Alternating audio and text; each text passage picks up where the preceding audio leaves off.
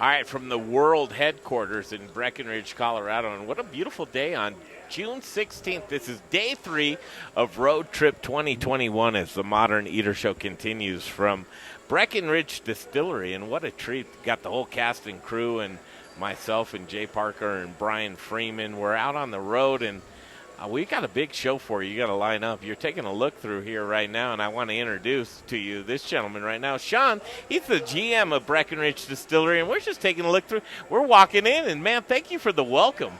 Yeah, absolutely. I really appreciate you guys being here today. Like I said, y'all are great partners for us, and anytime we get the opportunity to do something with you guys, we absolutely take advantage of it. So he's my friend, and he's my eating partner. We go out, and we have a lot of fun together, and Chef James Doxson from Vide Concepts. Good to have you here in Breckenridge, Colorado. It means a lot to go out there and connect with Colorado and all the great things that we have, but other places as well. This is a treat here tonight in Breckenridge. Absolutely, absolutely. It's been so amazing meeting everybody here, coming to Breckenridge Distillery. I've never been here, and I certainly will be back. Here's what you're going to get tonight, Brian, is we've got a lot of photos for the whole day, not only today, but 2 days prior to that. We're going to show you some stuff. We're going to talk about our itinerary, but themoderneater.com is where you can see a lot of stuff. We'd appreciate if you followed along as well. Okay, let's do that. First of all, talk about Breckenridge Distillery, if you would, and thanks for having us. It's so much fun. yeah, absolutely. So, Breckenridge Distillery, we're a little distillery located up in Breckenridge, Colorado. We, really showcase our flagship bourbon as kind of our number one, but we also do, a lot of people don't know that we do vodka. We do a couple different kinds of vodka. We have a chili vodka, an espresso vodka, and so on and so on. We also have a gin, which our gin this year won Best Compound Gin in the world. So, yeah, we're pretty pumped about that. Congratulations. Thank you That's so awesome, much. Sean. So, we also put together a really, really cool cocktail menu. Our liquid chef, Billy Keithley, she's out of this world. I can never speak enough about her. But she won at the World Whiskey Awards this year. She won Best Bar Manager in America, which, if you look at some of the big hitters out there, like, Sazerac House and stuff like that, that's just an honor in itself to be able to work with somebody like that. So, oh, my God, that's so cool. Really nice. We just had a steak come out, and not to be outshadowed by the amazing spirits here, but, oh, my God, talk about your food program, Sean. So, yeah, we're a distillery, and people maybe don't always know that we're a distillery. That doesn't mean we can't just have amazing food as well. So, I was telling these guys for lunch we do more of a barbecue-style lunch, so Texas-style brisket and ribs and sausages and stuff like that.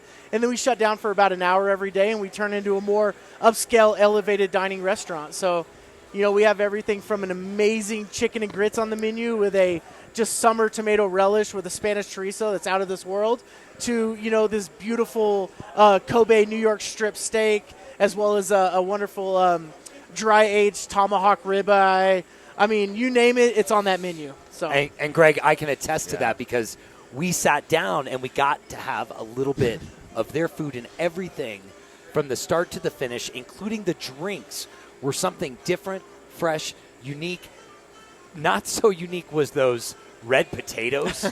Sure. Oh my gosh, one of my favorite little side dishes tonight was that. But we did have the steak, and we were lucky enough to have that chicken and grits. I call them ceiling breakers, and it's like when you want to just go far enough to be like, okay, we're good at what, but no, you're breaking ceilings right here in Breckenridge, Colorado. And I say, what an amazing testament to a Colorado business that not only your business, but all of the other purveyors and producers around the state that you work with to be the best Colorado businesses that you could possibly be. Just talk about how long you've been around right here and the progression throughout the years that you've been doing business with in Breckenridge. Yeah, absolutely. So, the distillery's been here for 11 years. The restaurant's been here for 3 of those years. And like you said, you nailed it. We're very involved in the community with every single thing we do. We're very involved in the state as well. So when we're talking about products, we're really big on sourcing products from Colorado where we can. Because let's be real, Colorado has some of the most amazing products you can have. From the beef that's at the ranches, to the peaches out in Palisade, to the onions, to the corn. You name it, it's there for you. If you want to source it in Colorado, you have the ability to do that. You just have to put in a little extra work to make that happen. So you're going to hear some great stories tonight of some grains that, I mean, where do the grains go when you have spent grains at a distillery? Well, they should go to great use, and you're going to hear that story with Centennial Cuts here tonight. And I have to tell you right now, thank you to our great partners with the Modern Eater Show to be able to provide us with this programming. Give me this center shot, Jay, right here. It's amazing as we travel the state. Our partners are working so hard to bring you this programming. We're doing a 1,600-mile loop in Colorado, not just to the left coast, not all the way to the east coast. We are right here in Colorado for 21 days straight, Sean, to illustrate what great people we have in Colorado working together to be the best of the best in the business. And that's what we're showing here at Breckenridge tonight. It's such a great time. Yeah, well, you know what they say, right? Chefs are rock stars. So instead of following the Grateful Dead on tour, now you can follow the great, chefs that are going around and check out their restaurants instead. I love that analogy. Yep. So show us this, and I want to show you a little video of a room. And it's not a secret room, but it's a very, it's held in high esteem. But I just think this is the coolest thing. So check this out and give us the play-by-play if you would. Yeah, absolutely. So this is our Dark Arts room. It's mainly for our Whiskey Club members, our Dark Arts members. We have a couple kind of high-profile guys on there. I don't want to name drop, but I'm going to name drop. So do it. We have Lance Armstrong as a member there, Michael Strahan, Chris Fowler, who I can't talk enough about that guy, ESPN College Game Day. That dude's out of this world. We love our Dark Arts members. We love having them come in, use the room, experience that, but we also use the room for large parties for guests that want to come in with maybe 15 guests. We can accommodate them in there. What you're looking at now is what we call our Founders Lab. So it's our newest addition to the distillery. Believe it or not, that used to be the bottling room. We've moved our bottling into what was our barrel room, moved our barrels to a warehouse because we just kind of outgrew it. So we're using this room as a really cool, we're going to hold blending classes in there. We're going to hold pairing. So, Chef Robbie has come up with some really cool items that you could pair whiskeys with. And so you'll sit down, you'll have a whiskey, you'll have a food item, you'll be able to take a sip of that, take a bite of that food item. And we'll also have people in there letting you know how those items pair together, what you're looking for taste-wise, smell-wise. I mean, all your senses that you use to eat food. I mean, even sight, right? We use our eyes as well. So. Yep. And something, Sean, I found out today, which was really cool. You guys will allow people to come in and blend. Yeah. Tell us about that. So that's exactly right. I don't know if we got a shot of it, but if you look on one of the walls there in the Founders Lab, there are a bunch of barrels there, and they all have whiskeys in them, bourbons from, different distills and different, batches, if you will. And so people can come in and they can kind of taste that, and our master blenders and whatnot will take you through and let you taste stuff, and they'll explain what you're tasting, and then you can blend that with something else, and you can make your own custom bottles in there, which I think is super cool. That is, because it's a one of a kind. Mm-hmm. And I think that'd be a great gift to get anyone. Yeah. And if my kids are listening, it's Father's Day. What a gift to get me as a gift card to come down to Breckenridge Distilling and mix up one of my own bottles of whiskey. Yeah, as a father, even though I work here, I think I would still really enjoy that as well. So.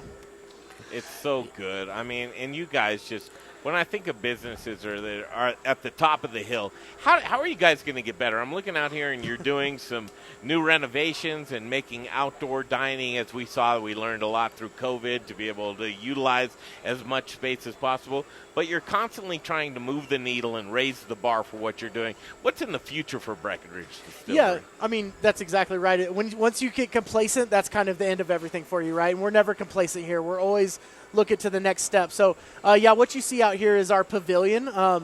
So what we're going to do with that pavilion is we're just going to have some really cool events in there. On the south wall, there's going to be this really cool fireplace. We're going to hang a beautiful chandelier from the top, so it's going to light the whole thing up. I mean, when you look around this place, I mean, you see quality, right? We do quality in every single thing we do, whether it's the barrels that we display to the buildings that we build, and so for us, the next step right now is to build this little pavilion area, let people come out, have their weddings here, host their weddings, do it in my opinion, one of the most beautiful places in the world. And then, what are we going to do after that? I don't know, but I guarantee it's going to be pretty cool. I'm going to plead to have my wedding in the Founders Room. That's where I want to. I mean, outside, I love the pavilion, but wow, amongst the bottles and all, it just everything is building up. But the tradition and the history, I mean, gosh, I can't even wait to see what the future is going to be for you guys. Yep. It's amazing. Well, Greg, but what's cool though is now aren't you guys distributed in all 52 states? Or what? We're 49 out of 50. Yeah. We're having a little challenge in one of the states. I don't know if I can say what state that is. I'd love for you to say, because I'm curious. I want to know what it is. It's a liquor control state, which those can be a little bit tough. But, I mean, we're navigating those waters. Utah. And luckily, I was just going to say. No, it's not Utah. It's not Utah. But it's a small state, so if you want to get our products, it's not a very far drive across the border to go get it somewhere else. Right on. I love it. Man, Sean, thanks for letting us catch up with you. We're going to do a show, and we're going to talk about all of Colorado. Where's your favorite place to go camping? Do you like to camp? Oh, man, love to camp. I'm a big fly fisherman, so I really like to go down to 11 Mile Canyon because they got some really cool camp spots kind of up and down the water there. The wife and kid can go off and do a hike, which they love to do. I can get on the water and just fly fish for hours and pull monsters out of that river. So that's awesome. Really happy to do love it. You that. rock. Love Thanks that. for Awesome. hosting us here tonight. We appreciate it. We're going to take a break and we're going to come right back. We're going to continue on with Chef James Stockton. We're going to talk about some food and this steak that came out right here. But you guys were nice enough to let us showcase a steak that comes out of Walsenburg, Colorado, and this is Centennial Cuts. There's a spent grain story that we want to get into, but, I mean, maybe you know it, but your spent grains, did you know they go out to some of these ranchers here in Colorado? Oh, yeah. I call it full circle dining. I mean, we sent the spent grain. I'll let them talk more about it, but we sent the spent grain to them. Set it up. I'd love for you to set it up, Absolutely. Sean. So we sent the spent grain down to them. You know, Adam's kind enough to come up with a trailer about once a week. He leaves the empty trailer, hooks up the full trailer, takes it back down. They turn it into cow feed. And then we actually purchased those cows from Centennial Farms, and we use that meat in our restaurant. And so full circle dining, it all comes back around. So. Oh, man. It is such an awesome story, hey, man. He's got – when you see the tag says GM, that he is the GM, but he's also Sean, and he is just a very approachable guy. You're the sweetest guy that we've come across, and we can't believe that we're here tonight in Breckenridge, Colorado as the sun sets. It's a fantastic evening. Wow, there's like 100-degree days that are going on right now, and to be up in Breckenridge, Colorado is a treat. Come here early and often. You saw the video of that. We're going to take a break. We're going to come right back, and we're going to show you what have we been doing the past couple of days. It's been a big trip. All right. What do you know about AI, artificial insemination? You are going to tell people a lot more than they want to. I know. Did you think I was going to say that? I can only imagine. As a setup for this, I actually want to get this to show. This is what we're going to be talking about coming up next. It's an interesting thing, but we want to show you a lot of the Colorado ranchers want you to know the husbandry of what they do with their animals. It's so very humane, and they do a great job. I mean, don't you think when you go around and you see what they're doing? Well, when you really get to hear what the rancher is doing and how they want to treat the animals, you do take a different. It's a loaded topic, I'll tell you that, and we're not going to go to that side of it. But I will say, we have a lot of ranchers in Colorado that really, really care about what they're doing. Here's a sneak peek of what you're about to see that's coming up next on the Modern Eater Show. We'll take a break. There we go. I don't see them. Do you see them? I don't see them. I don't know where the heck they are. At least we know they're in Colorado somewhere. Somewhere. I'm going to go find them. But in the meantime, let's go back into the chef's playground. Sounds like a good idea.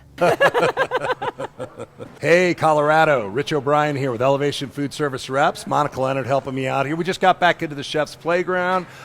Big supporters of the Modern Eater. We hope you guys are having a great time out on the road trip. I'm getting kind of excited to go see those guys. Oh, super excited. You know, the Modern Eater, we're super, super excited to be supporters, sponsors, and boy, these guys are really doing a lot for the Colorado food service community and all of our restaurateurs, especially as we come out of COVID.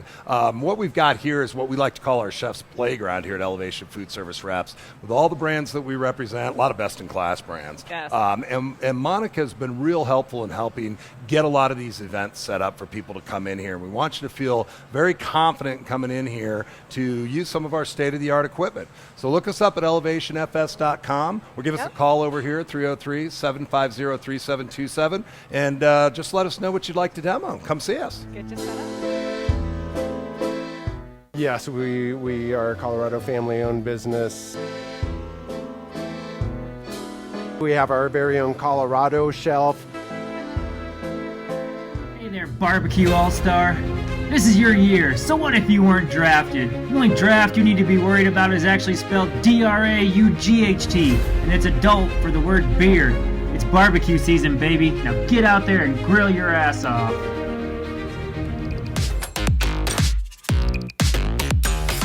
Counting down the minutes to where I was going to crack this open and take it home myself, but I decided I would stock you guys up for your road trip.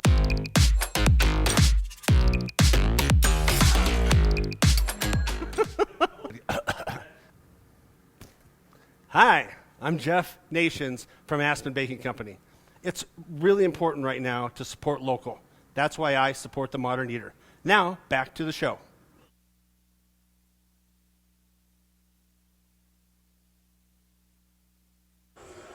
Okay, it's me on the Modern Eater Show right now.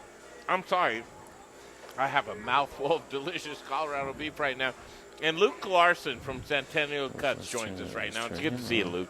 Great to be here. Thanks for having me. Here we are in Breckenridge, Colorado, and James Doxson and Brian Freeman, Jay Parker. This is what I love the most, is to be out on the road and connect Colorado to its food and beverage. Got to thank all of our sponsors that are making this happen right now, and we're going to go through our stops. Let me swallow so you don't have to hear me chewing because that's annoying. But thanks to Elevation Food Service reps and Breckenridge Distillery, Colorado Mill Sunflower Products, Royal Crest Dairy, Saguache Artisan Foods, Seattle Fish Company, Centennial Cuts, Cheese Importers, the Max and the Rainbow, they're great hotels and motels in Greeley and Lamar, Colorado. Bow and Arrow Brands, they have a delicious cornmeal. Farm Box Foods, the Spice Guy, Aspen Baking Company, Strohauer Farms, and Brews Beers. These are all great Colorado brands, guys, and that's what we love to do. Luke Larson with Centennial Cuts. There's a delicious platter of beef right here. What are we eating, Luke? Bone-in ribeye, juicy beef. Good. Are you liking it?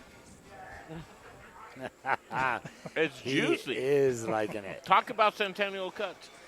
So we're out in southeast Colorado, about 3.5 hours south and east of here, out on the plains. We pride ourselves in juicy beef. We are after a well-marbled, flavorful, juicy cut of beef. That's our goal. Colorado born, raised, harvested. Everything is all Colorado, everything we do. I think you guys talked about earlier our relationship with Breckenridge Distillery. So the way we get our juicy beef is locally grown corn and distiller's grains that we get from Breckenridge. That's our secret sauce and how we get the juicy in the beef. James, I love it. As an executive chef for Vibe Concepts in a restaurant group, and you're looking to provide your guests with the best experience, but product and story. When you hear a story like Centennial Cuts, where do you begin and end with that? Well, I think it's so noble and awesome that you guys are in this industry of trying to be sustainable. You know, using the whole animal, start to finish. You know, we talked about that, and kind of reverse orienting your company vision to be able to do that, and starting with the thought, how do we utilize everything? What does that look like down to our beef sticks, and not just having excess ground beef at the end of the day, and what does that look like to use the whole animal? And then, let's grow the brand from here, right? That's tough. I think it's very noble, and I think it's an amazing product and something to stand behind for Colorado.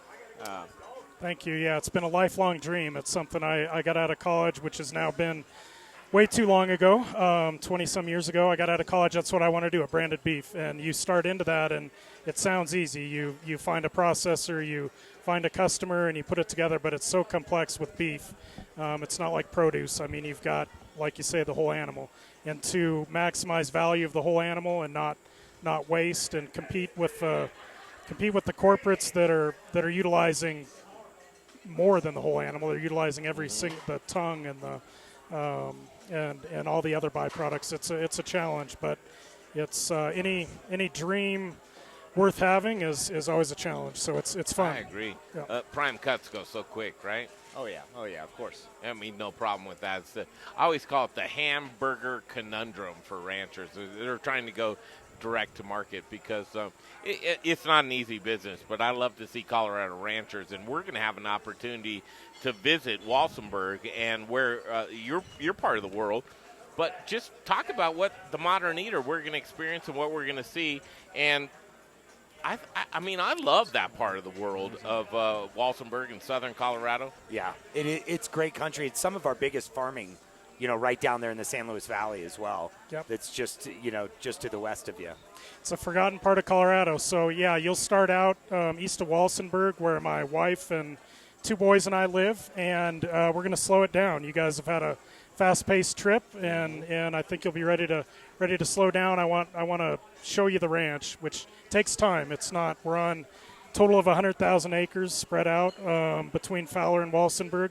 There's a lot of country to see. You're not going to see it all, but I want to slow down. And when we have company down for the weekend, friends, family down for the weekend, I want to give you that experience. Slow it down, show you the canyons, show you the what we love about the country. It's a special place, and can't wait to do that. Luke, let me ask. Oh, I love it. Everybody's got a question, wants to jump in and do it. Who wants to go first? Go ahead, James. I just wanted to say I think that's amazing. The ability to slow down out in the countryside in this beautiful agricultural district of Colorado, it reminds me of the importance that we're all here to spend with family and spend time enjoying ourselves, eating good food, bringing each other together, having these conversations, and just really slowing down and enjoying life and enjoying the company and the food that you're having and the beverage that you're having. Well, this is day 3 of 21 as we loop Colorado, 1,600 miles, Brian. We're going to have a good time doing it. But there's a lot, and there's a lot of great people to be able to showcase and highlight. And Colorado, I think, is some of the best because as you look across the board, and I want to just be serious for a half a second, there's an attack on agriculture right now, and there's a lot of bills that are coming up that you should take a good hard look at because if that chain is broken, you're going to have a very difficult time. And if you can't source locally for your food and you've got to go farther for it, it's going to bring up the costs of a lot of things. And there's a chain that's happening right now in Colorado that we have to protect and covet. And we want to show you that as we tour Colorado in this state.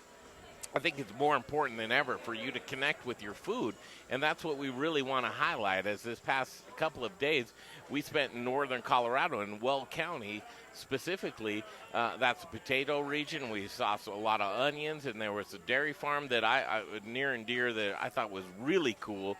But just to see Don't forget about the carrots.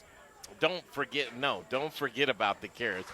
But the farmers and ranchers and just the connection with the food, from whether it's produce or livestock in general, the husbandry when it comes to livestock is somehow there's been this effort to be able to slight or just knock the way that people are raising their livestock. It's the farthest thing from the possible truth that you can even possibly believe. You didn't get in the business to abuse animals or to take advantage of them or to profit off of them. It's the love for the animals and the food and the art of bringing nutrition to people, and the end product is juicy beef. But, take it from there. Thank you for bringing that up, Greg. No, it is something all of us are very passionate about in the ag industry.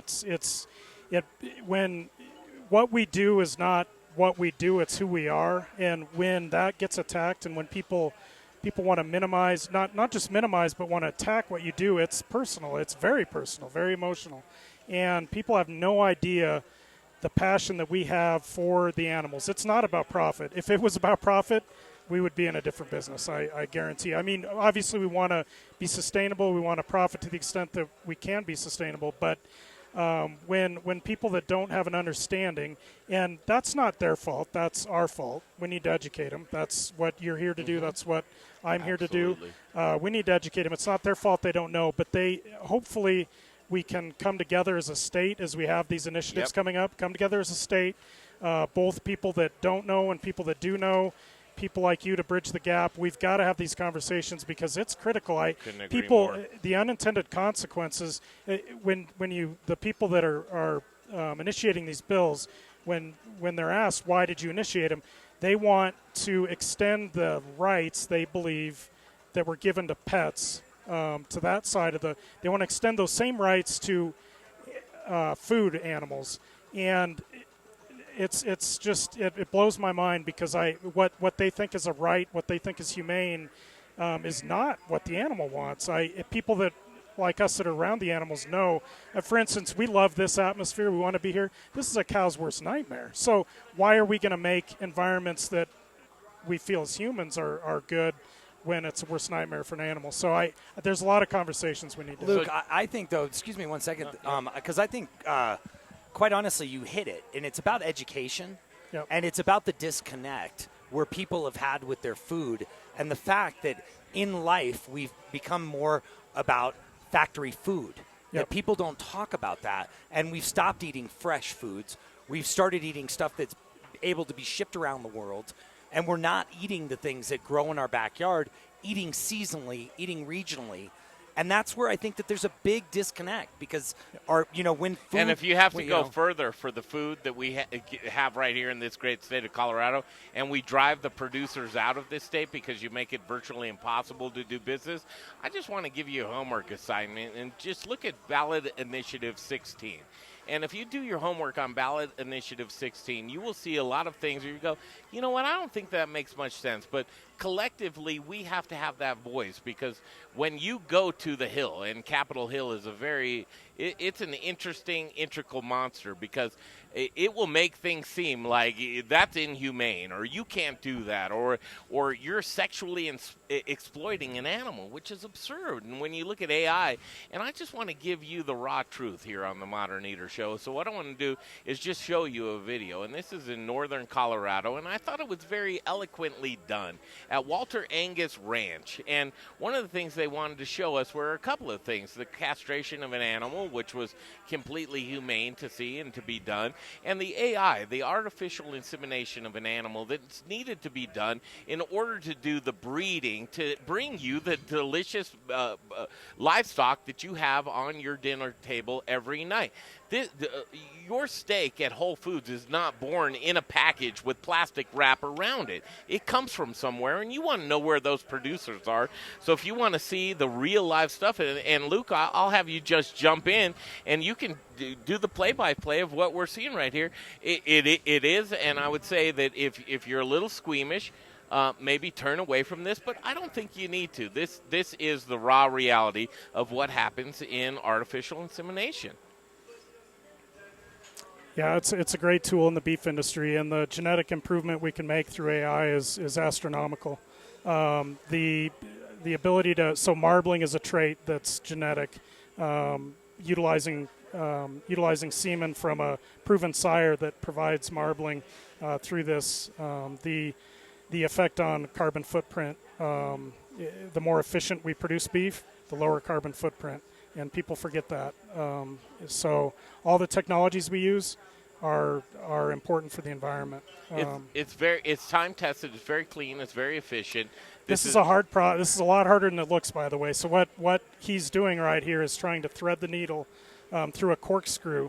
It's a corkscrew that he's trying to fit that instrument through, and so he's maneuvering his left hand and sliding the instrument in there until he gets to the end, which is, like I said, a corkscrew, and it's a lot harder to do than it looks. But yeah, and just so effortlessly done. Yep. And trust me when I tell you, and that is Ty right there, and Ty at Walter Angus. I mean, they love what they do, and they try. The animals and the livestock that is around them, they covet them, and they want them to produce the best beef. And again, to produce for the end consumer, that's not an easy thing to do. No. Right? Yeah, boy. I love this educational part of that. What are the things that you think that the end consumer needs to educate themselves on, that maybe they're just in this world of where they're in bubble wrap and they're not really connected to the agriculture that they need to be? What are some other things that you think that need to be connected?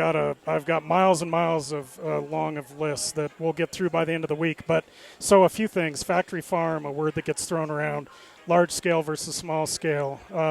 That's one word. Natural, organic is another word. I think people need to educate themselves about the pros and cons of all these. So what's most important to you as a consumer is carbon footprint most important. If it is, then organic, natural should actually fall down the list of where you prioritize. Is animal welfare the most important thing? In my mind, animal welfare is top of mind, whether you're organic, whether you're natural, whether you're factory farm, whether you're so I think your bases are covered. But I think the misnomer becomes factory farm bad, small good, there's a balance, and there's pros and cons to all of them. You guys were at Vanderdusen Dairy, which I would call a factory farm, and you've already said how impressed you were with Vanderdusen. So there's this concept that I think people get, that mass-produced, factory-farmed is horrible, but there's a lot of advantages to some of these larger operations. Luke, though, expand, though. What is it? I want to know Brian, that. we have this conversation all the time, and I think it is a wonderful conversation, because if there's any portion of the food chain broken, whether it's boutique food and beverage to mass-produced food and beverage, any portion of that along the way is a knock on agriculture, and it all serves a purpose, right? I mean, I think so. Either you're for or against. Yeah, but I don't think it has to be that way. So I don't know. So I too often compare it to the beer industry. Okay, so you've got Coors Light, right? Coors Light, or Bud Light, whatever, corn syrup. It mass-produced, low cost of production, but you can go buy a 12-pack for whatever. It used to be $3.99. It's not that anymore. You can go buy a 12-pack for whatever. And there's consumers that's their price point. That's most consumers. And that's they know what they're getting. And they know what they're getting. And it's consistent. And Sure. it's cheaply produced. But there's choices. So you want the higher end. It's going to cost more to produce. So in beef, I guess, taking those same things, you can buy beef or milk out of a factory farm. It's going to be cheaper. It's going to be way lower carbon footprint, by the way, which people forget that part. It's going to, you can argue that maybe the animals aren't as comfortable in a large scale production atmosphere, but you can also argue that they have way more resources thrown at them. Vanderdusen Dairy, I'm sure they have a licensed nutritionist. They have I'm sorry, not licensed, my dad's a nutritionist, but a PhD nutritionist. They have a DVM, a veterinarian on staff all the time. Those cows have resources. So it'd be like somebody living in downtown Denver versus where I live and access to medical care. Way different. So there's advantages there that people automatically say, well, if I was a cow, I wouldn't want to be at Vanderdusen Dairy. I'd want to be at a guy that has 50 cows, but they forget all the resources available. So I didn't mean to go down this large versus small scale, but it's a great conversation, because I am a firm believer that if anything in that chain is broken, that the other portion of it may not be able to be even handled at all. So it all serves a purpose, and it's just education for the consumer to say, okay, I know what this is all about. Choice. I'm going to make that choice to either buy this or buy that or buy this. And some people have preferences of what they want to do. And, Brian, you have your own preferences. Well, I wanted to go in. I was really interested in what Luke was saying about, like, because to me, I want to understand that definition more of the factory, your concept of the factory farm, because I looked at it at somebody like it's Valverde, or the I want to say that. Palo Verde Dairy, I believe. Palo Verde, yeah. Yep. That dairy to me does not. It seems the farthest thing, personally, from mass from production, a factory farm at all. And so that's why it's interesting. Their practices were so the impression was like no human hand touched any of that process. And there was a new rag for everything that they were doing, and they were going in, and it just seemed so coordinated and so scaled and streamlined to where I felt very comfortable that if I was going to get my dairy from there, I'm okay with it. This is why I bring up the word factory farm. I want to, when a word bothers me, I want to normalize it. I want to bring it out. That is a factory farm. So what people, the conception of a factory farm is something way different than it actually is. Well, unintimate, mass-produced. It takes advantage of things. It's just something where it's like it's a wrecking ball. and it will move everything out of its way to produce what it wants to do. And dirty. When I saw it was so clean, and the resources, Luke, of what you said was like they had the ability through their scaling to be able to produce a product that was consistent, that was good for you, and really, as the modern eater, it didn't change my thought process, but it comforted me because I believe that I'm going to look at everything on a specific occasion, and that was something to me was very impressive. So the analogy to that, Palo Verde's not. I don't know how many cows they milk. Did you? But it's oh my a God, large how dairy. many were in that circle? 72, and then they it was had going all the time. We spoke about that because it was. I think it was like 3,000 a day. Yeah, 3,000 a day. Was it 3,000 a day? Yeah. So that most people would consider that a factory farm. In cattle feeding, there's large feeding organizations up around Greeley where you guys were.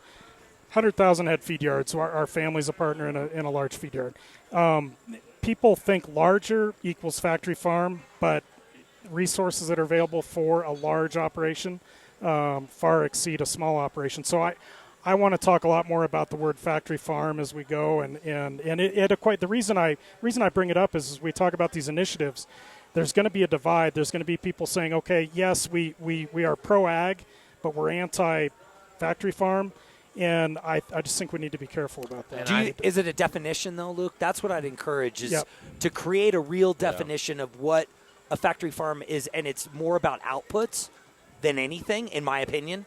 Because, see, I'm a little different. James, you were saying you would say a factory farm might be dirtier.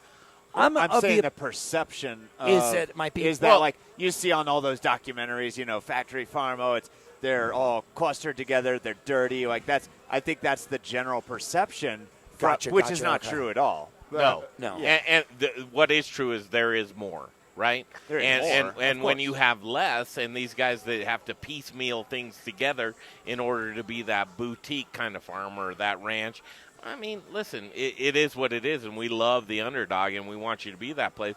But as we're looking at these different producers like Fagerberg, they're like, we do, and we do it great. It's carrots, right? Yeah. And so onions, and Strohauer Farms, we do potatoes, and we do them well. And you narrow yourselves down. When you find your business, you find your lane, and you narrow it down. And that's when you figure out how to scale. God bless you. You're that business, and that's what you want to do, because as a business, is that boutique thing, and we love that about people. We love you starting out as an entrepreneur, and you're a small business, and you're progressing yourself. But when you figure out how to scale and you figure out what you do well and you're starting to produce it at a larger level to feed more people, we can't punish those people for doing that. Well, Greg, but isn't it, though, about being more intentional about what you're doing? Yes. And that's where I would go. Of all those farms and all those people that you spoke to, they became more intentional. Oh, God, this is and what where we love. I think, and so this is my thing, is our food system is broken.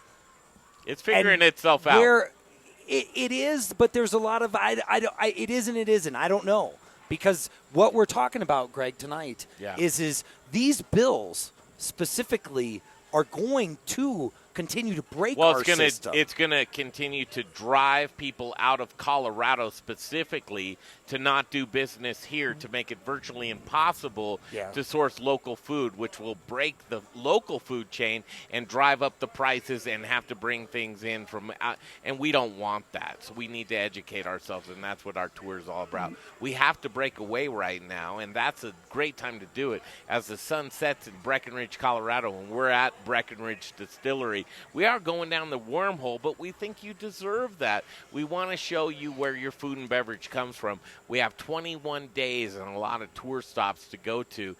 Today is in Breckenridge, Colorado. We're going into Palisade, and we're going into Grand Junction, and we'll drop down into our summer solstice party in Hotchkiss and Paonia, and we'll head down through Montrose into Telluride and Durango, and then through the San Luis Valley into Monte Vista and Del Norte, and we'll head up, and we're we're going to take a little detour because we need to go see our friend Luke Larson. So we'll go under the San Diego Cristos right into Walsenburg, and we'll spend some time with you. Then we'll head into Lamar. That'll be fantastic. We're going to have a little summit, and it's going to be an ag summit to talk about cattle and beef in Colorado, and we're so looking forward to doing that. We'll head into Colorado Springs. Oh, you forgot about Pueblo. Pueblo. How could you?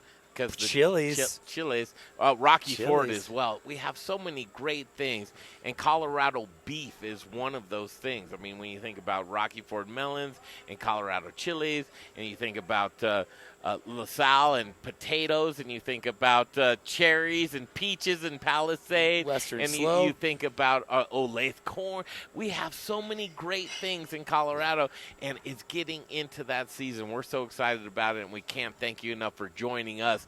The Modern Eater Show, we continue. We have a lot of pictures. We want to show you the picture of the day. We do that, and we want you to vote on that as well. We're taking pictures from our cameras, and I think I have the best picture. Always. He always does. I think I have the best picture.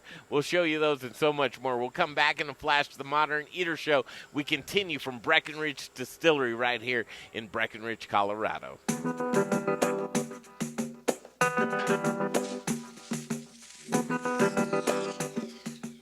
Studio Kitchen here, guys, delivering some butter for your road trip. So what you doing in my parking lot?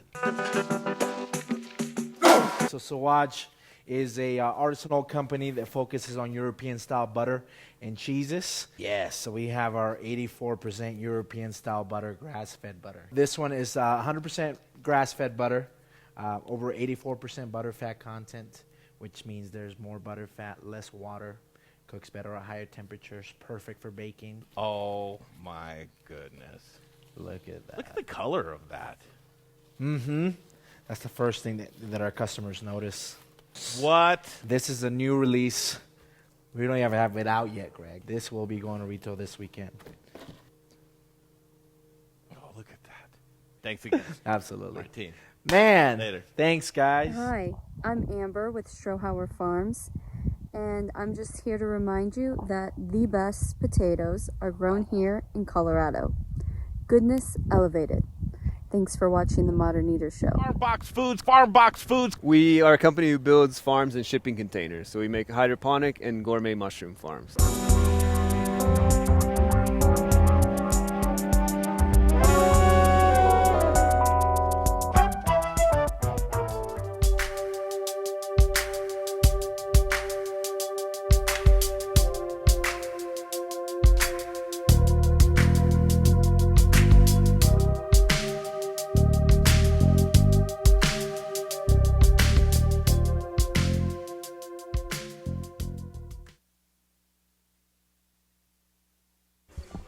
All right, coming on back to Breckenridge, Colorado, and Breckenridge Distillery. I have to give a shout-out to Jessie, who's the marketing coordinator here. She's got it all together, and I'm just learning so much from her and what she does. And you look at these great Colorado brands, and Breckenridge Distillery being one of them. I'm just in awe to see people who put together such great businesses. And Brian, I mean, have you been impressed from just top to bottom? Oh, the few times we have been here, every time it has been a first-class service all the way. They're super attentive to all your needs, and you just couldn't find a more relaxing and enjoyable place in Breckenridge, I'll tell you what. James is a chef and a buyer for a great restaurant chain, and it's just a local businesses that I really admire, but Vibe Concepts, and you do such a great job with your whole team. When you're looking for food and you want your guests to have the best experience, when you're hearing conversations like this about Colorado and our commitment to being able to not only source but the producers and to support that, where do you fit in with that, with your whole philosophy and thought process? Well, so it's what I really think about when we look at that is, you know, we try and build relationships. We try and build communication between, you know, local producers like Luke and you know, we have a lot of restaurants and we require consistency at our restaurants, right? You go from restaurant to restaurant within our group and you want the same great burger. You want the same great steak, you know, that you know and love from Vibe Concepts. But that being said, we do use Cisco as our main purveyor, but within Cisco, we try and build those relationships. Little Rich, Raquelitas Tortillas. Yes. Oh my goodness, so we're using Raquelitas Tortillas, Aspen Baking Company, Spice Guy. We can go down your list. Do you feel right it's here. an obligation? No, oh God, no. We do it because it's the best product that you can have. It's the best product, and it's again building those relationships in the hospitality industry, in this industry, in the world. I think building relationships is one of the most important things to everyone in the world, because you don't go through life and on your deathbed and wish you had more of the best knife in the world, or the best plates or whatever. You wish you had spent more time with your relationships. So good. You wish you had spent more time with your family and the people that you love and getting to know other people. And so with that in mind, we really want to have those relationships with Zach from Spice Guy, and we've been working with him for 8 years, and God, we're so proud of him for getting big and blowing up his company and things like that. But when we work with people like that from the get-go, and we see them launch their company and get bigger and expand, God, it's so proud for us too. It's so proud for us. How do you educate yourself? How do you understand to be the best of the best? Because I'll tell you what, and this is no knock on food service, and you guys are working so hard, chefs and restaurateurs, and just trying to keep your businesses afloat and get it on track. But how do you keep yourself educated to where you're like, okay, we're not just buying food from the trucks that are coming through and we can drop off our beef and our toilet paper at the same time? You know what I'm talking about. Is that you're like, okay, I'm educated. I know what our resources are. I know what we can do. Is that an extra effort that you have to go through? I think there is a little bit of extra effort, but it's worth it, and it's passion, right? Yeah. So it's not the people that are in this industry that are doing a great job, and are building their hospitality industry, they're building their restaurants, are the ones that are passionate about finding people, about connecting with the modern eater, about connecting with different people that they meet outside of their own restaurants, going out to eat at different restaurants, finding a cool GM, and hooking up with them. Sean. We're gonna Sean and I are gonna exchange contact for sure after this, and just finding those cool people and then having those conversations and building those relationships with them. And it's like this.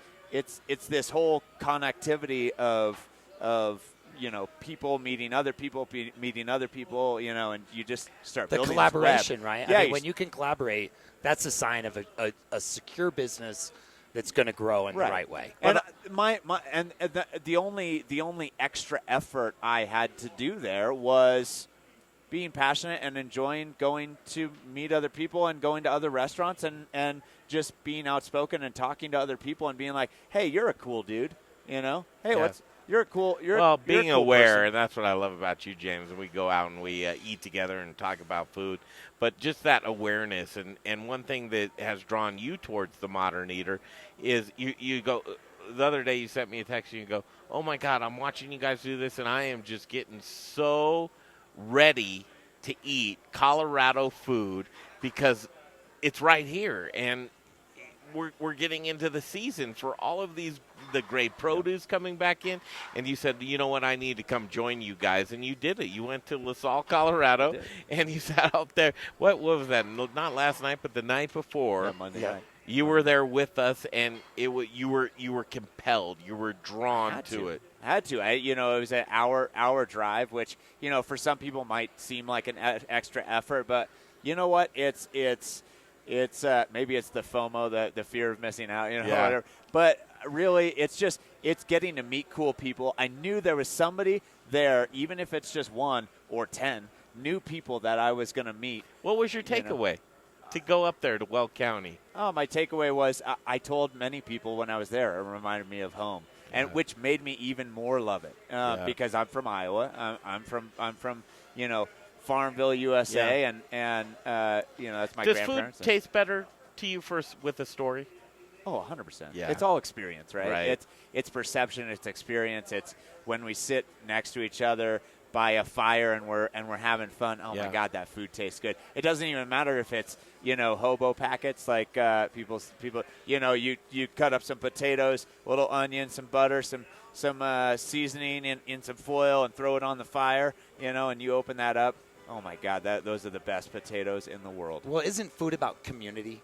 It And is. once the community gets together, it's about the story. Yep. That binds community. Yeah. And so that's why I've always felt food is so important, because it brings community together. It really is. So just one last thing about that is it's different cultures too, right? So for example, when I think of something like dumplings, I had an instance where I was eating with a Korean family. They made some dumplings, that are traditional to them, and it reminded me of when I was growing up, and my grandmother were German and Russian and Eastern European heritage, and so we had a lot of pierogies. Vareniki, which is the Russian version of pierogies, and so that's what it reminded me of. And so it's transcends cultures, right? Like food. And this sense of community transcends cultures, and you can really relate no matter who you are, where you are, what you're eating, because at the end of the day, it's all rice, flour, water, sugar, salt. Well, but look at the food you said, know, James. so, The dumpling, if the dumpling exists in every food culture. Right. Think about it. You've got a dumpling in the Asian food. Always a dumpling, always a sandwich. In every culture, some sort of sandwich. Well, an empanada isn't it the same? Right. Yeah. Instead Whether of it's using a taco or a gyro, like in the pita bread, or a sandwich or a burger here, or whatever it is, it's protein and vegetables between bread. We got the house dog running around here, and this is what I love is we're kind of just settling in on day 3 of 21 days. It's a loop in Colorado, 1,600 miles, and boy, it's well worth it. We could go out for a half a year in Colorado, and I mean, I don't know that we could even begin to tell the amount of stories that are out there. What we need to do is we need to take a break right now, and I can't tell you enough about the people, the partnerships that have jumped in to support this crusade, and it's just very important. What's important is for Coloradans to connect with our food and beverage, because more and more when you understand about your local ingredients or the terroir of this state and how delicious those ingredients are, and that's where your passion, Brian, that's where it began with you, is to work with these producers and the purveyors in Colorado that bring the ingredients together for chefs to be able to play with. It's a tricky state. I mean, I'll tell you the truth. It really is, because from region to region, you go from flat lands to very mountainous regions in Colorado to farming. Is agriculture here in Colorado is not easy. But the people in their land, they're so passionate about it, Brian. Yeah. Well, and to what you just said, we have really quite different zones in Colorado, from the drylands. I mean, if you look at the western slope, where you've really got a high mountain desert, to down in the Front Range, where it's still high mountain plains. So it's a tough state to grow in, but I think that shows the grit of the people that are here. And we have some of the best, if you look at it in the ranching, where the Wild West was, really founded, and the cattle people, like, we're so lucky. That's what, one of the things I admire about Luke and all of our cattle families. Luke, wait until we get down to your spot, and you've got some great stuff planned for us. It's going to be so cool. But as we go out and we do shout-outs to Colorado, and I'll tell you what, thank you so much, Colorado. If you're watching this video, you're going to want to share this. And you do rural Colorado as much as TME. We're a Denver show, and we're out, off of 6th and Federal, right? You couldn't be any more Denver than that. But we're really the champions for the state. And just this past year, with the relationships that we have with the Colorado Restaurant Association and more of those great publications, to where high tides raise all ships. You stick around. We're going to come back to this very same location, and this is my favorite time of night. Things just settle down a little bit more in the Rocky Mountains. We've got a lot of days ahead of us, 18 more on this 21-day crusade to Loop in Colorado, and we are going to tell you some of the cool highlights when we come back, and I think you're going to really enjoy it. And then we'll do a little flashback from the past couple of days. But whatever you do, you want to go to our Instagram story. Yep. Man, that's so good. Our Instagram It's story. fun. It's kind of It like is. a behind the scenes of everything that we're doing in the day, and then our live streams. Here's the deal. So Monday, Wednesday, Friday, you're used to seeing the Modern Eater Show from 2 to 3 p.m. live on our network feeds, whether it's YouTube or our Facebook. You can watch the Modern Eater Show 2 to 3 p.m. We're postponing that program until 8 p.m. So 8 to 9 p.m., Monday, Wednesday, Friday. Connectivity is one of those things where Tricky. It's very tricky. So Monday we wanted to do a show. It's kind of an extra long broadcast here tonight. We're going to do one more segment, come back here, but we want to bring you those shows every month, Monday, Wednesday, Friday, and then a special summer solstice show on this Father's Day coming up from Paonia, Colorado. It's Hotchkiss Paonia. From Big B's, it'll be our summer solstice, 4th annual summer Yes, solstice. 4th annual. From Big B's. So stick around for that, and we'll do a great 4th of July show in Victor, Colorado. All roads lead to Victor. That's where we're going to end off, and we're started in Weld County. It's a big loop, and we can't believe that you're here with us. Thank you so much. We'll stick around, and we'll come right back from Breckenridge Distillery in Breckenridge, Colorado, the Modern Eater Show. We continue.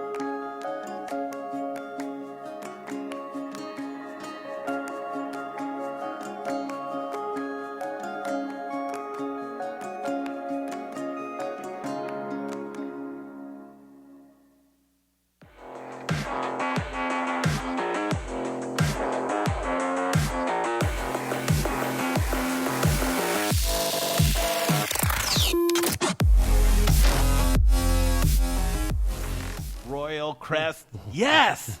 Scott Jones, my friends, what's happening? Yep. You mind if I dig in? Dig in. Let's dig in. All right. Woo, boy, I know this. Let's start with this, though, because this is on my breakfast table all the time. Yep, got the staples here. You got to have eggs. You got to have milk. This is the best bacon right here ever. The Polidori family supplying us with chorizo, heavy cream for the chefs, right? Natalie's strawberry lemonade, a legendary chocolate milk. I'll tell you what.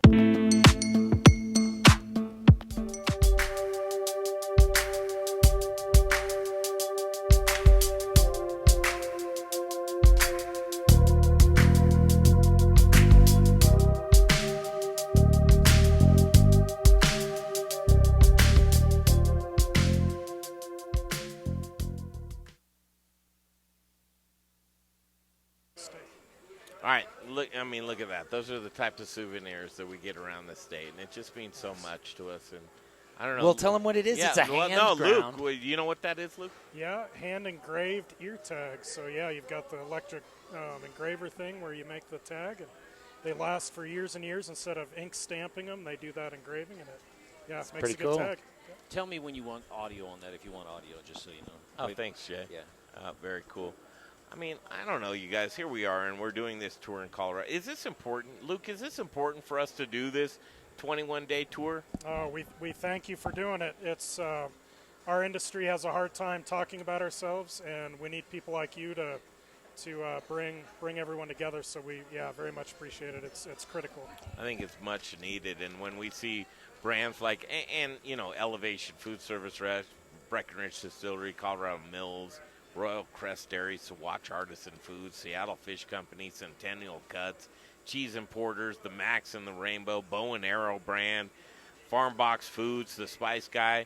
Aspen Baking Company, Strohauer Farms, and Brews Beers. You look at those brands and you go, gosh, those are top-notch Colorado brands. Obviously, it means something to them too, Brian. Well, my head goes to a place a little bit different. That, you know what, there's probably about 1,000 years of operation with all these places that he lists. As he was going down the list, one of the things that stuck out to me was 100-year-old companies. For sure. And in this list, I heard of 5 already, like right off the bat, that are Centennial companies. And just as we were around northern Colorado, many of the farms that we were visiting were Centennial farms as well. If that isn't sustainability, I don't know what is. Yeah, and so that's important. Must be pretty important to them as well. So Adams makes this trek up here to Breckenridge quite often. But first of all, just talk about the relationship with Breckenridge Distillery and Centennial Cuts and those grains, because you're making the trip up to Breckenridge all the time, and you're actually shaking the hands of meeting the chefs, and you're talking about that. But you see the importance of connecting Colorado and going for full circle with not only a sustainable way of producing products, but just having that how do we support each other storyline.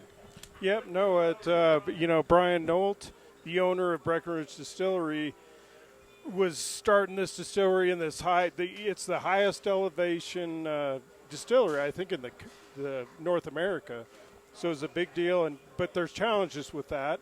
And they got this distiller grain, and a lot of places have outlets for that, but kind of up here in the mountains, it's a little more difficult. So he knew that we were in the cattle business and said, Adam, we were hauling this byproduct to the dump, and how can we make this work for everybody? And so we said, well, he knew we had cattle and we could feed it to him, and so we said, we'll put a trailer up here. We collect the spent grain and feed it to the cattle, and then the beauty of that is that we could feed. We'd have our meat and our high quality steaks and beef that we could turn around and they could serve in their restaurants. So it was kind of a marriage made in heaven, and we talked to them. And why would you want to feed that though to the cattle? Well, I mean, for us, it's protein. Protein. It's that distiller's grain is a really good byproduct and high protein, like Luke says, and it's got that moisture in it, and it makes the ration very palatable and attractive for the cattle. The cattle love it; they eat it up and enjoy it, and it's a win-win. That's awesome. Yep. That's awesome. And again, we were talking about this earlier, right, Luke? When companies can collaborate, that rises all the companies. For sure. No, and it makes everything more enjoyable too when you've got partners. When you've got partners that you're working with that have common goals and things they bring to the table, it makes business and life more enjoyable. So. I love rooms like this. Look up here. Okay, Adam, Luke. I think we showed this a little bit earlier, but look at this room right here. And, wow, I want a locker immediately. But, Adam, I understand that you're an honorary member of this room right here, and you spent a little bit of time on those sofas right there, my friend. Yeah, no, as a partner and a contributor to the process here, they've hooked me up with some nice, look at that, beautiful. And this is show it. Yeah, so this is Brian's.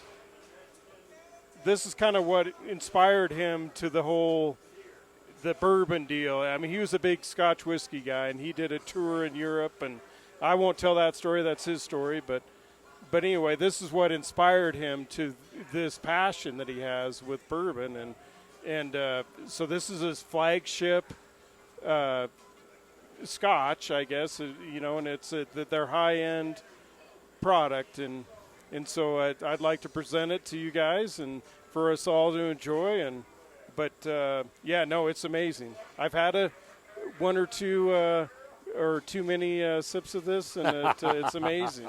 So no, and I hope that maybe we could go into the dark arts room here in a bit and have a sample. Are you kidding me? We got to it. stop the show immediately. Yeah. Show over. That's fantastic. And I give a gift the same way. I said to Brian, I said, hey, Brian, I have this bottle of tequila I think you'll really enjoy. Let's drink it right now. Let me be a part of that drinking process of that, and I want to do that with you guys. But I disagree with one thing you said is that you could have too many shots Yeah. of that because I don't know that there is ever too many. It's enjoyable. It goes down smooth, and you're addicted when you start it. So it's, nice. Yeah. Yep. Be careful. All right, connecting dots is what we love to do. Where am I at? Okay. Tomorrow, we're either going to stay in Breckenridge because we have more friends up here, and I just love the Carboy brand, right? Yeah. Carboy brand is a winery here in Colorado, and Carboy, if you've seen them, their Littleton location, they're also downtown, but in Breckenridge. And Carboy, have you guys had an opportunity to see Carboy? Yep. Are you a wine drinker? I am, yeah, I do. I do like wine. I like bourbon more, but I do like wine. All right, but Colorado wine. What? Colorado wine can't be very good, but yes, it is. It's delicious. Really good. And we're going to actually complete that loop. So tomorrow we're going to go see Carboy Winery, and then we'll head over, and Craig Jones, just a great friend of the Modern Eater Show, we're going to head out to Palisade. You know why? Because Grapes. I think that there's some good things going on out in Palisade right now. Sauvage Spectrum, who Kaibab Sauvage does a great job of growing grapes, and his lineage in Palisade, Colorado. And then where he started, where Kaibab. Yeah, that's great. But also, we're going to be going right next door to him as well, and we're going to be visiting our friends the Talbots. And and the Talbots are not only growing grapes, they're growing peaches as well. Do they do cherries too? You know, I bet they have a little bit because I know that they do apples. They are one of those farms that really dabbled in quite a few things. They've got the Asian pears, they've got the apples, the peaches, and I got to believe they got a little bit of cherries. We have a lot of friends in Palisade, and if they don't have cherries, we'll go see their neighbor, Brian Cox, right? Yep, and you know that the Cox family has cherries. That's right. I don't know. How's the cherry crop this year, Brian? This year was rough. Last year it was rough, too. Yeah, this year it was a very, very touch and go for all of the orchards out there. Did the white combine go through there No, yet? it wasn't that. It was a freeze that they got. They got a late freeze that really hurt things this year. I know they had to pluck a lot of vines for grapes out of Palisade and Grand Junction area.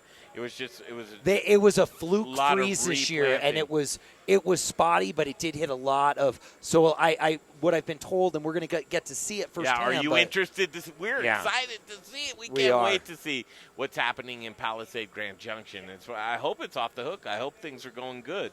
The apple crop is going to be awesome. Is it? So that's the interesting thing about sometimes on the Western Slope is the cherries might get knocked out, but the peaches actually are going to be awesome this year. And the apples are going to be awesome. So we're hoping to get a lot of good stuff this year. I mean, there's always could be problems with apples because it's still far away. But I know peach harvest. Some farmers should be picking peaches already right now. So we are going to get, and it's going to be one of our first years that we're going to get to see that because we've usually been going on these road trips much earlier in June, and we miss the peach harvest. Because we're at the beginning. Jay looks for cherry. Hey, Jerry, you want the cherries? I mean, yeah. I can't wait because when Jay has cherries, he drives me nuts with those pitted cherries. He puts it in his mouth and he goes. Then why can't you? Well, then why can't and then you throws wait? it, and then throws it, and then throws it. He just does. That's the best. That's just as fun as it tastes. Is doing a little. Man. And then throw it. Yeah, man. You get a red Solo cup. You see how many. That's how you know you're keeping your stuff together. Oh my God! That's how I know I'm aging well. Is how many seeds I'm making. That yeah, cup. you eat that many cherries. I don't know that you're keeping too much together. Hey, man, don't you worry about But that's the beauty of this. I mean, how are we doing in the state? Our loop will show you that. We'll be in Grand Junction, Palisade after that, and then we'll head down to Montrose and we'll go through. What do you think? I think, are we going to get some corn, too? Some sweet corn? Yes, we are supposed to see the Heralds, and I'm hoping to see Tuxedo Farm, and that should be right around the 21st, and that will be a treat because we have yet to go out and see the Heralds.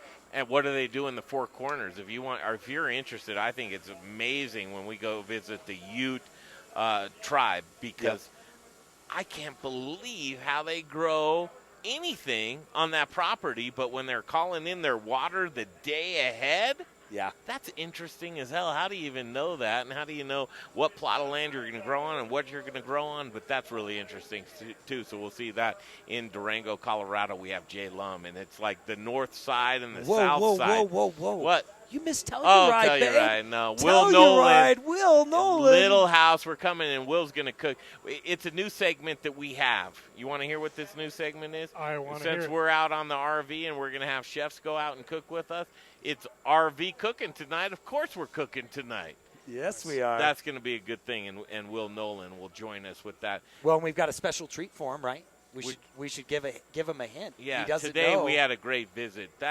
That visit today, just while I get a couple of pictures for that, but just tell them where we were today to visit Jared. What an incredible time. One of our last stops in northern Colorado was Fort Collins. And I don't want to say we saved the best for last, but it was sort of in my heart because I love ranching, Luke, and I'm not going to dish you at all. Right. But growing mushrooms we went to this mushroom farm that was it's sort of to my heart because he's using soil. He's using all the things that I love in life, and he's putting out a product that really puts Colorado on the map with specialty mushrooms. So we were at Hazeldale Farms visiting our great friend Jared, and he has done that. Here's a picture you took. Yeah, isn't that – look at that, you guys. That's a shiitake mushroom. Isn't that just – well, wait. I don't want to say who won picture of the day, but thank you for putting that up. That's not it. I really appreciate that. At all, for you sure. know, there were so many. There's another picture incredible you took, sights. Don't you have the picture? I mean, it's not picture of the day; it's picture of the 3 days at this point, But don't you have those, Greg? Because I want to see. Oh, there's a good one. Here's my pick. So here's my pick of the day. That's Greg. Okay, so let me just do this. All right. So who's worked an honest day in their life and who hasn't? Can I ask you there right there? Yeah. No, there might be one hand that you see is familiar in that, but that just goes to show you that every day that's a labor of love right there. And the whole this represents the food chain because here's the guy who's talking about the food and here's the guy who's producing the food. And without one another, that breaks down the chain. And I have to just show that dichotomy right there as we look at that. And I'll tell you what, that's Terry right there. And Terry, that was an amazing job that you showed us around. That was just so cool. So that's my picture that's a cool of the day. Who took that pic, though? That's your idea of Thanks, it. Jay. You'd like to take picture of my picture of the day right there? Let's see if we can find Jay's picture I need, of the day. in case I don't win, I need a scapegoat. I need a reason to go Wait, out, first of all, that's Brunson at River Bear. We got to go into River Bear.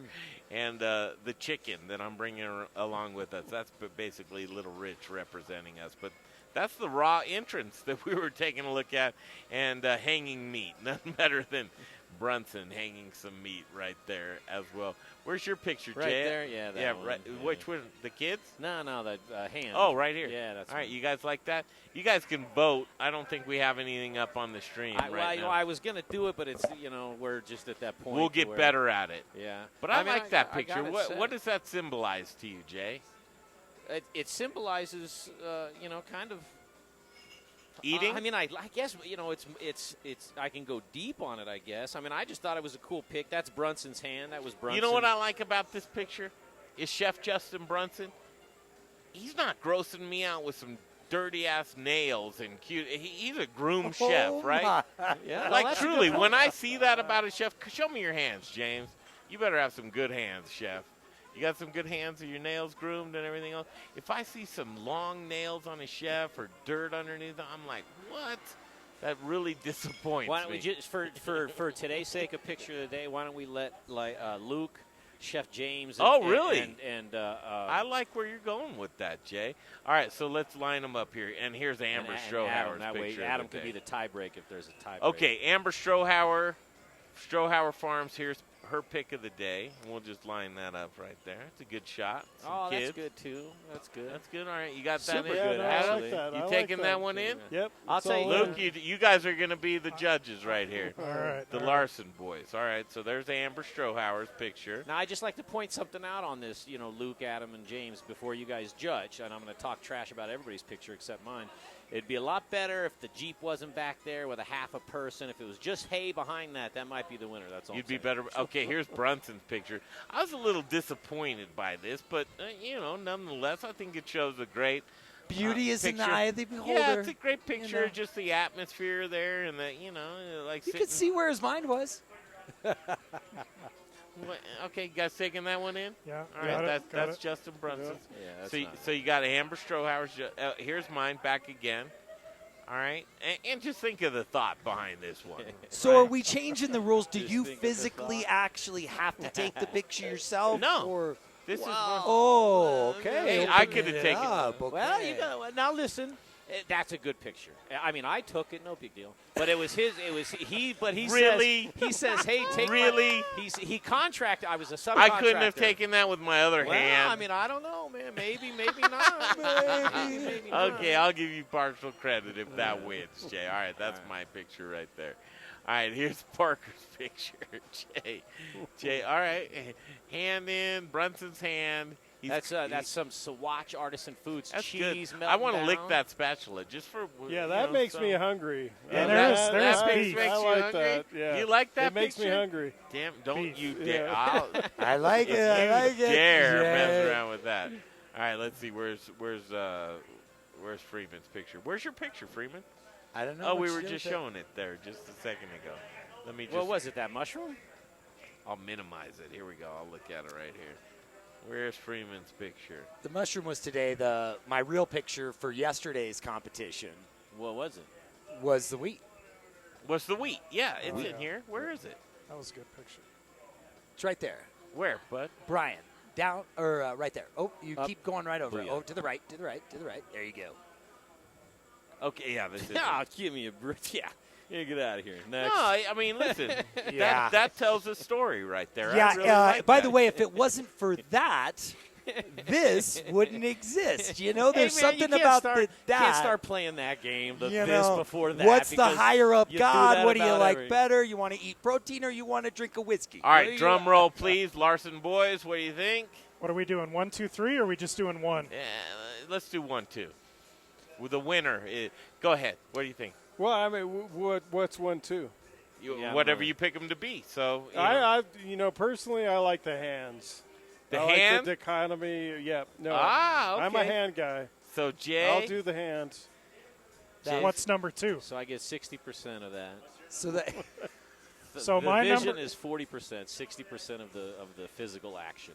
Because let's be honest, the physical action is what makes the picture look good. And Go the ahead. part Luke. 2 is the kids, because kids. It's Kids like are how cute. can you go wrong? Adam, you're Yeah. letting me down. Then you're that putting makes me, in me the basement. hungry too. You're putting me in the I basement. don't that know. did It's nothing tough. for you right there? Yeah. That's the one he said. No, that's the one I picked. voted You for. picked that one. But I like the kids, and I like also makes me hungry on the. I mean, that's a special Yeah. picture. The farmer and his sister is a big deal. Yeah. It's Turning Adam's microphone off. I'm all over the place. I'm sorry. Hey, for the record, if I was voting, I'd vote for the hand picture. My hand picture? Yeah. because I you would. took I it. would. No, not even because I took it. Because it's a great picture, and I think Adam said it the best, where he was starting where it tells a real. That's the story. It just tells it's a huge real story with that picture. Yeah. Bigger. Put it this way: you could talk about that picture a lot longer than the other ones, and if you can talk about it longer in a conversation without it getting dull, I think that's the people winner. that I don't know produce about the that. food. Let's talk about this picture here. We got the boots. Did you guys notice the green top cowboy boots there? I didn't. I'm going number 1 with the kids. You like the kids? I think the Amber. kids. Okay, give Doxson a stick mic.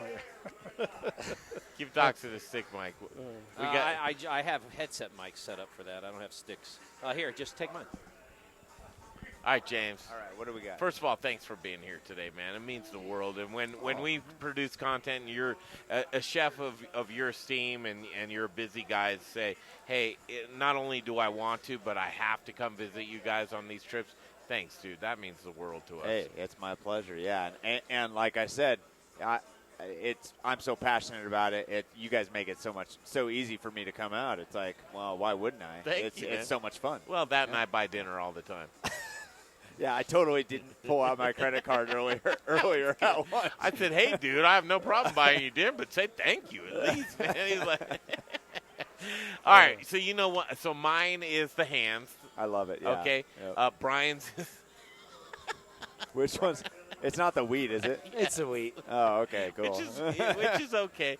No, and Jay's is the burgers being smashed Oh, down. yeah, okay, right? cool. Yeah, Amber I like Strohauer's is the kid. Oh, God, yeah. And then Justin Brunson is that guy right That there. guy looks real That's hot. That's Z166 yeah. right there, so we can track that gal it. looks real All right, hot. Where you at? What do you like for the pick Oh, of the my day? goodness. So, yeah, I will say top three are easily the hands, the burgers, and the kids. Which one first? Come on, man. Oh, my gosh.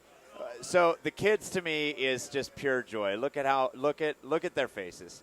Look at how you guys remember when you were that age. No, you probably don't. But you remember being a kid and like had not a care in the world. And look at how happy they are. Just like, well, they got cookies in their hand. That's of what I'm course talking- they're happy, that's man. what I'm talking about, You yeah. rub that all over your face Yeah. and then go out and That's pretend. That's real. Yeah. That's right here. That's reality right there. There's your kids. Yeah, right yeah, there. yeah. Thank you. Yeah, no, Is that the number one? That's pure joy. I agree. I agree with Jay. The hands you can talk about forever. That tells a story. The image. Apple Watch with these pristine hands, no calluses What have on you there been doing? whatsoever. What do you do, Greg? What I have you talk been doing in a with those? microphone and I eat food, dude. What do you think I do? This guy's making the food. Oh yeah, for us, he is. man. Yeah, yeah. But that does tell the story. It tells a story. It tells a story, and that's what I love about it. It's you can talk about that story for a long time, and it's such a true story. And something about that, that reminds me of the movie Chef.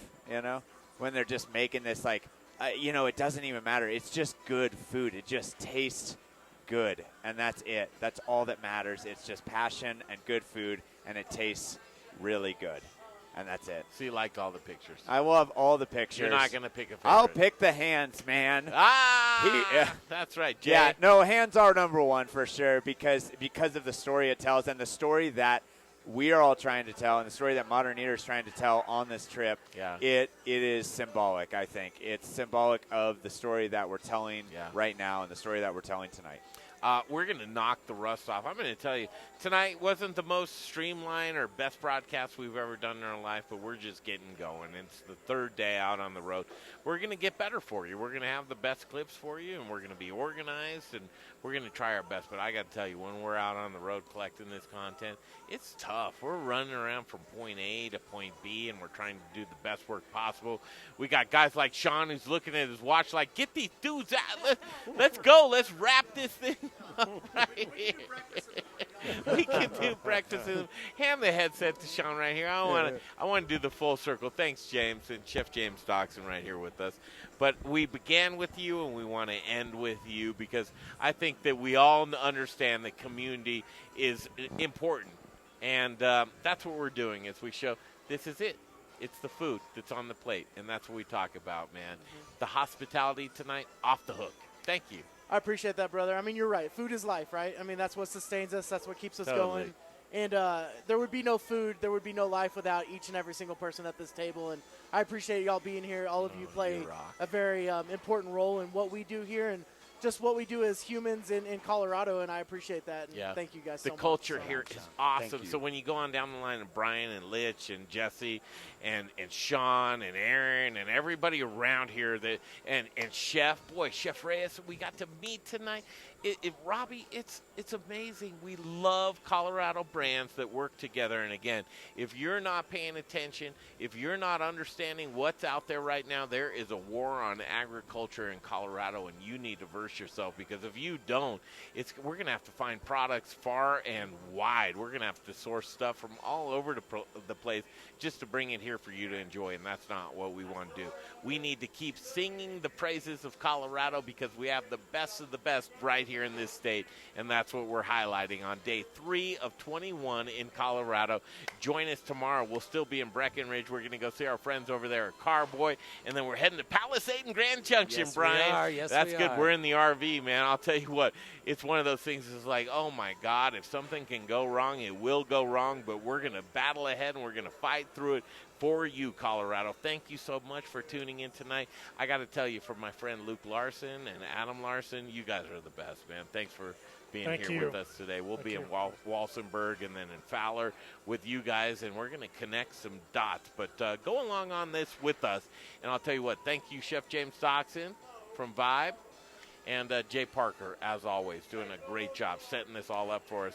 For Brian Freeman and myself, Greg Hollenbach, we're going to kick that rock on down the road. We're going to wrap it up here tonight, but we're not going away. We'll see you tomorrow right here, the Modern Eater Show. Again, remember, 8 to 9 p.m., barring connectivity. Yes. If we don't, we'll get it out the next day. So Monday, Wednesday, Friday, look for us, 8 to 9 p.m. right on the Modern Eater Network, Facebook and YouTube. But look at our Instagram story and all of our very special partners. Check them out and do business with them, because that's what Colorado's all about. Thanks for tuning in. We'll see you tomorrow on the Modern Eater Show.